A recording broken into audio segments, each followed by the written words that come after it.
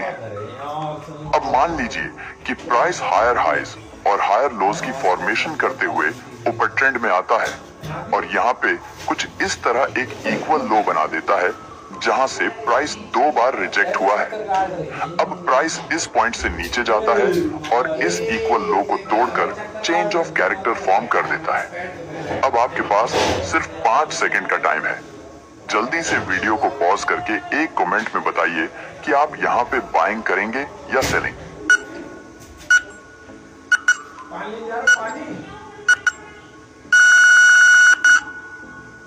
मुझे उम्मीद है कि आप में से ज्यादातर लोग का जवाब होगा कि आप यहां से सेलिंग साइड का ट्रेड प्लान करेंगे, क्योंकि यहां चेंज ऑफ कैरेक्टर हो चुका है जो मार्केट स्ट्रक्चर में रिवर्सल का सिग्नल हो सकता है। लेकिन यहाँ पे अगर आप सेलिंग साइड का ट्रेड प्लान कर रहे हैं तो ये एक गलत डिसीजन है, क्योंकि मैंने वीडियो के शुरुआत में ही आपको बताया था कि अगर प्राइस किसी एक लेवल से मल्टीपल टाइम रिजेक्ट होता है तो उसके नीचे बहुत ज्यादा लिक्विडिटी होती है और वहां पे लिक्विडिटी स्वीप होने की हाई प्रोबेबिलिटी होती है। तो ये जो इक्वल लो बने हुए हैं इसके नीचे भी बहुत ज्यादा लिक्विडिटी है और प्राइस इस इक्वल लो को सिर्फ बायर्स स्टॉप लॉस को ग्रैब करने के लिए यह ब्रेक डाउन किया है। इसलिए हम इसे एक वैलिड चेंज ऑफ कैरेक्टर नहीं कहेंगे। यह चेंज ऑफ कैरेक्टर सिर्फ इक्वल लोज के नीचे की लिक्विडिटी को स्वीप करने के लिए बना है, जिसे हम रिवर्सल के तौर पर ट्रेड नहीं कर सकते हैं।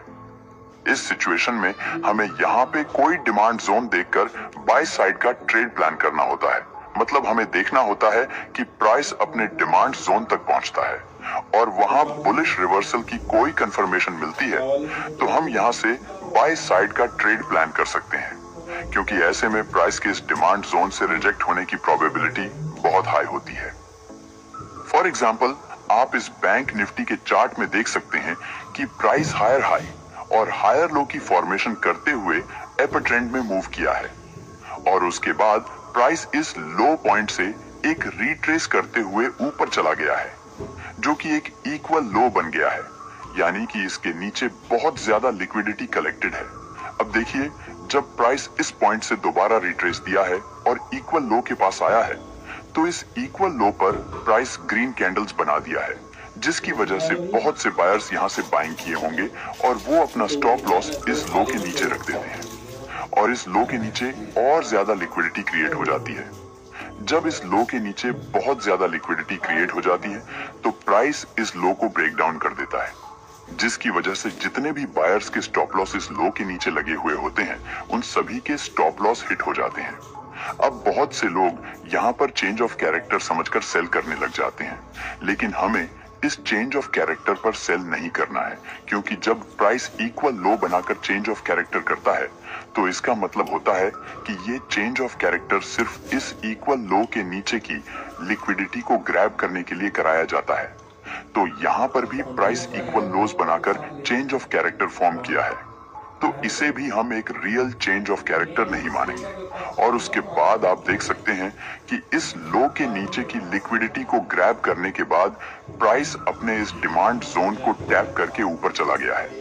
इस सिचुएशन में हम यहाँ पर बुलिश रिवर्सल देखकर बाइंग साइड का ट्रेड प्लान कर सकते थे।